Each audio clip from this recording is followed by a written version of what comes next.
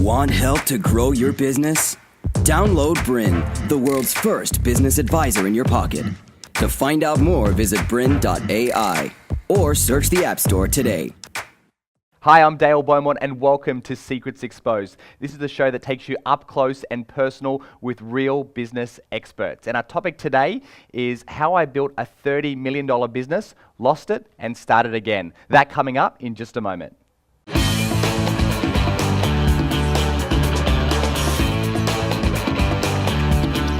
Welcome again to Secrets Exposed. My special guest today is serial entrepreneur Geoff Jowett, and he's going to talk about his amazing story of entrepreneurial success. We're going to talk about how he built a $30 million business, then lost it, only to start again and now be on the road to success. Geoff, thanks so much for joining us. Thanks, Dale. Good to be here, mate. All right, let's start with the elephant in the room, as they say.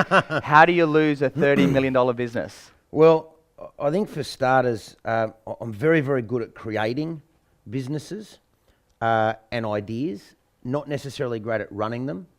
And I think with the body trim business and the IGEA group, we were in a time where we were very strong offline, TV, big TV products, print, advertising, and then almost overnight, everything went online. And we didn't really adapt in time. Our cost of goods across the product mix was going up all the time. There was about 6 or 7 things that weren't really working in our favour, and we didn't adapt in time, I guess is the one-liner. My business partner, dear friend, he's a great bloke, he's got a real strength in beauty products. I was more weight loss. So we were sort of, were we beauty, were we health? We sort of lost our clear direction. We grew very quickly. We had some amazing years. I love helping people lose weight, but we just didn't, I guess, move with the times, mate. And I see a lot of it these days in business because, you know, it's an online world. And if you don't adapt and evolve, you die. Great. Well, we're going to come back to this question, and I've got a whole bunch more to ask you. And first of all, I want to say, big thank you for being courageous enough to share your story and tell us other entrepreneurs out there, because it's about learning from what people do right and also where people go wrong as well. And so I just want to say big thanks. And tell us a bit about why you're happy to share, a bit about your success and failure. Well, mate, I think one of the things with entrepreneurship is that you're going to trip over. And a lot of my mates say... Even Richard Branson has had business failures. Yeah, well, Aussie John went bust. You know, it happens. But unfortunately, a lot of the time people get on stage and they talk about their $100 million business and their Ferrari, and all of which is awesome, but doesn't necessarily give people hope. And I like giving people hope because, most people are closer than they think to achieving their goals. They just got to believe in themselves a bit.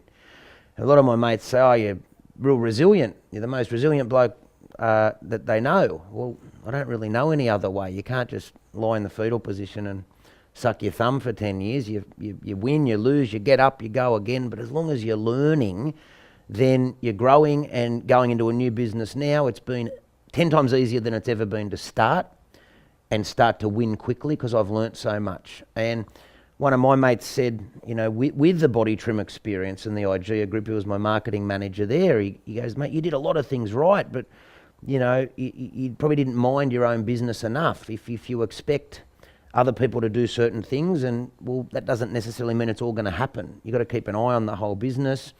My partner had strengths, I had strengths, but I guess over time, unless you are clearly defining your goals, if you've got an exit strategy, like all the stuff we read in books, we don't necessarily do it. Some of the fastest growing companies, they might grow fast, but they don't do the basics. I don't think we did the basics that well. I thought we were really good at advertising and finding gaps in the market, but we let ourselves down in a lot of the key fundamentals. All right, if you're an entrepreneur and you're watching this right now, you should definitely be taking notes, because Geoff's handing out a whole bunch of great points and ideas, things that trip entrepreneurs up. But what we're going to do now is we're going to really start at the beginning, talk about your entrepreneurial journey, and then we'll talk about the business that Geoff's been referring to, Body Trim, and the IGEA group as well. And you'll hear all about the story in as much detail as Geoff's happy to share. And he said he's happy to be an open book for this interview and to share with us all about the highs and lows of entrepreneurial success. But take us back to the beginning.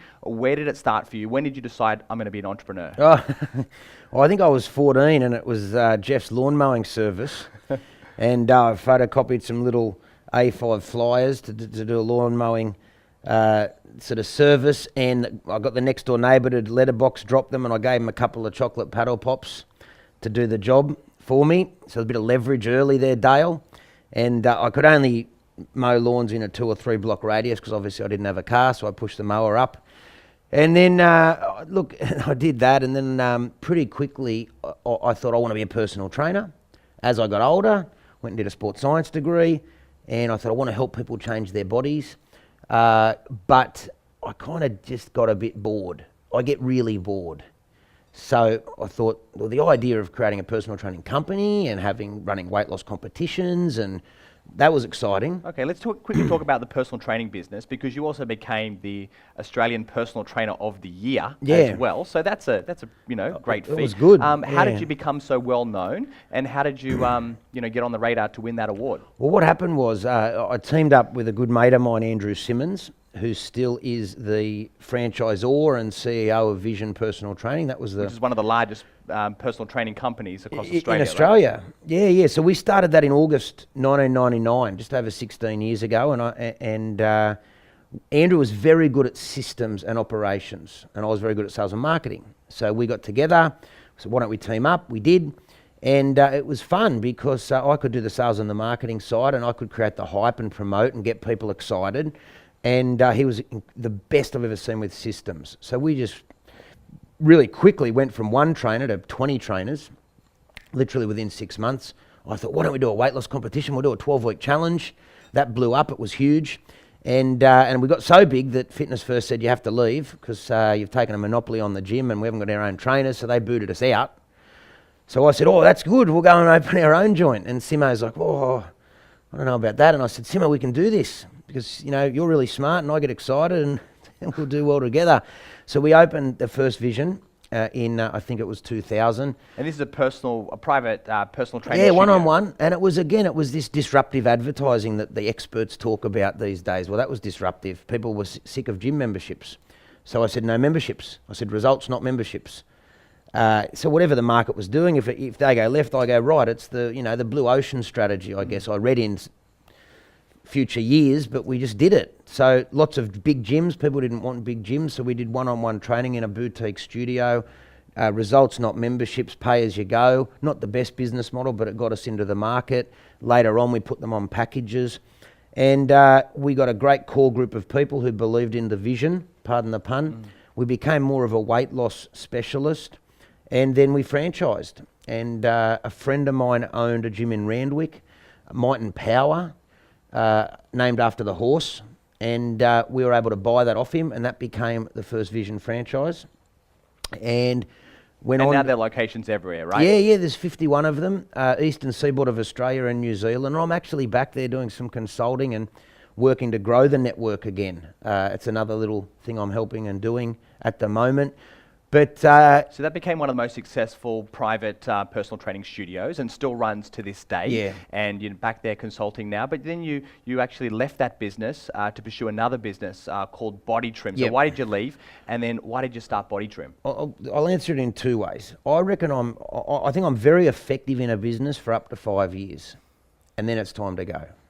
It's time to go, Geoff Jowett, at the 5-year mark. And if Geoff Jowett's there for much longer, I think as you get older, you got to be honest with yourself. And I get bored. And you got to know what your strengths are. You got to know. Mate, I'm great at starting the idea, getting it going. And then I'm like, what's next? And so there was that component, but also I loved helping people lose weight. That was my thing. And I'd seen what Bill Phillips did with Body for Life. He owned a big supplement company in America. And he's the guy that did all the books, right? With the before and after photos. Great. I want to do that. But what I want to do, because I'd done a fair bit of public speaking, I thought rather than writing a book, I want to do DVDs. And, I didn't really enjoy the one-to-one because I found it very repetitive. But because I'd done a lot of speaking, I thought I'll be okay at speaking on camera. So I thought I want to create a DVD program that, uses my communication skills. I love helping people lose weight. Let's get into 1 million people's homes. And the thing was, I was obviously still involved with Vision. Vision's awesome, but I wanted to do a mass market weight loss program. And what I found as well, for weight loss, doing lots of weights and strenuous exercise. To continue enjoying this presentation, download BRiN, the world's first business advisor in your pocket. To find out more, visit BRiN.ai or search the App Store today.